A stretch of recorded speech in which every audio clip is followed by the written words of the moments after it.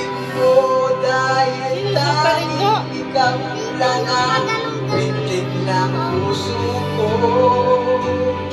Yung kay Daddy, di ba kanta? Mamaya pagkala si Daddy. Ganon na lang. Ang isa't isa'y mayroong pagdaramdam. Pagbigyan muli ang ating pagmamahalan. Kung magkawala ay di ba sayang naman? Ipas natin ang kailan lang. At kung Mami, narinig ko yung kanta mo. pagkawan lang sa uko, tayo na ulit din ang ibig natin.